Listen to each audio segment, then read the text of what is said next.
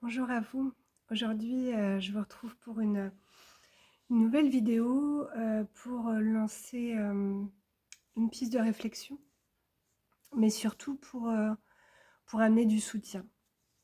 Du soutien dans cette période compliquée en fait que tout le monde vit en ce moment.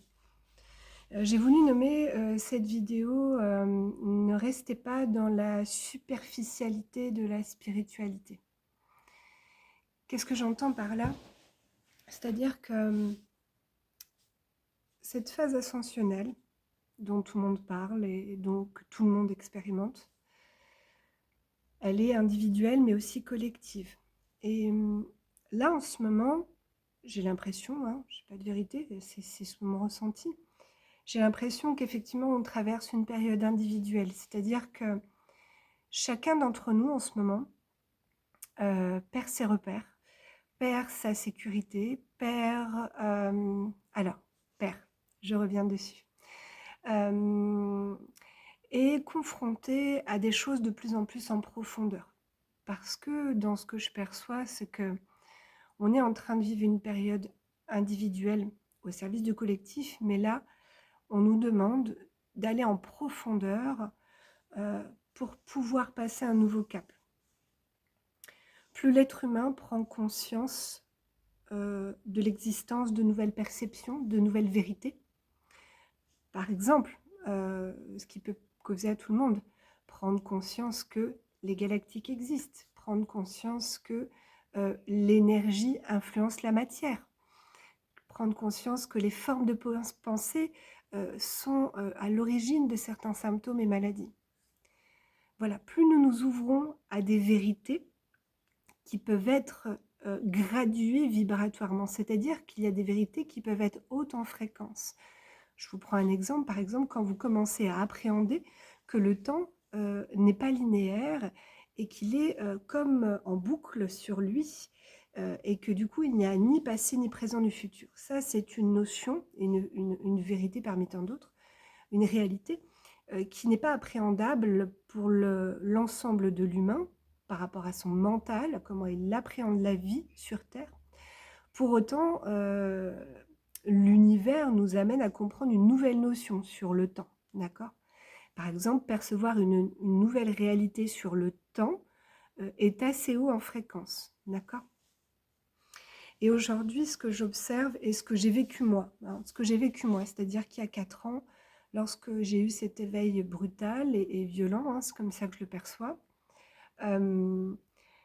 que, eh bien, je me suis tout de suite, par exemple, moi, au début, identifiée à la première extension de moi qui est venue à moi, mon extension pléiadienne, puisque nous en sommes relativement proches en tant qu'humains. Et je me suis dit, comme parmi tant d'autres personnes, je suis pléiadienne. Il y a eu une identification de ma personnalité, moi en tant qu'Émilie, dans mon ego et mon mental, je suis autre chose que moi. Et ça, c'est super cool parce que cette vie ici, comme elle est difficile, je peux être autre chose. Voilà. Ça, c'est le raisonnement que j'ai eu à l'époque. Il y a la personnalité de l'individu qui en fait les traits de caractère, qui en comporte les schémas de comportement, de pensée, de croyance. Et il y a la conscience, que certains appellent l'âme ou l'esprit, mais il y a la conscience divine, qui, elle, contient les clés et la sagesse de pouvoir expérimenter l'incarnation à travers la personnalité. C'est ce que j'en perçois. Le but étant de pouvoir façonner notre personnalité à la montée en fréquence parce qu'elle est très involuée chez l'humain dans ses comportements pour que l'incarnation soit plus facile et que la conscience s'exprime réellement dans la personnalité. Alors, on ne peut pas enlever notre personnalité, c'est ce qui fait qu'on est humain, c'est le propre de l'incarnation humaine, mais par contre, on peut la façonner comme un cristal brut qui sort de terre pour qu'il puisse absorber la lumière et la refléter sous tous ses prismes. C'est souvent ce qu'une extension de moi utilise comme expression pour m'expliquer un peu comment fonctionne l'être humain. Aujourd'hui, moi personnellement, j'ai réussi à réunifier par le fruit de mon travail intérieur et de ce que j'ai développé, en moi, hem, à peu près une dizaine d'extensions. C'est-à-dire, je m'explique, une dizaine d'extensions de moi dans d'autres dimensions, dans d'autres réalités temporelles, dans d'autres fréquences, dans différents rôles, hein. Et bien, par exemple, une facette prêtresse, une facette guerrière, une facette d'enseignante, ma conscience directrice également, une facette, PSS, programmes spatiaux secrets, une facette hybride. J'ai plusieurs, facettes comme ça, une affinité comme tout le monde et j'ai réussi à accueillir et à réunifier des parts de moi parce que j'en avais préparé, le terrain. J'en avais préparé le terreau, le jardin qui allait accueillir toutes ces magnifiques fleurs à éclore en moi. C'est-à-dire que on ne peut pas aujourd'hui rester, dans cette attente de: «Je suis pléiadien, je suis arthurien ou autre» ou «J'attends, les êtres galactiques beaucoup mieux que les êtres humains».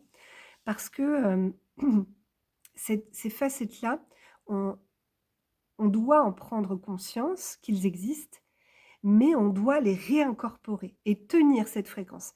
Alors quand je vous dis: «J'ai réunifié», cela veut dire que je communique avec eux à volonté, parce que ce sont des parts de moi, j'en fais partie.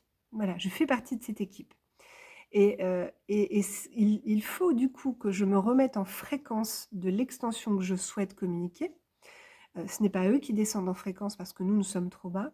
C'est à moi de modifier mon état de conscience pour avoir accès à ces autres fréquences, à ces autres moi, en fonction de ce que j'ai à déployer ici. Vous voyez? Et mmh et en fait, on ne peut pas monter son état de conscience et sa fréquence si on n'a pas commencé un profond travail intérieur.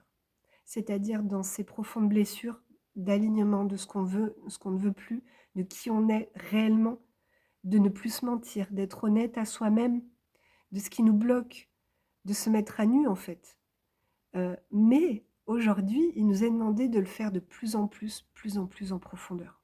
C'est-à-dire que les repères que nous avions acquis, eh bien, OK, j'ai conscience que, les galactiques existent, que je peux soigner ma maladie si je m'attaque à ma forme de pensée, à ma croyance et qu'est-ce que ça va donner? On nous demande d'aller plus loin que ça. On nous demande de l'incarner et de comprendre qui nous sommes à l'intérieur et plus nous nous élevons en fréquence, plus nous descendons dans nos profondeurs.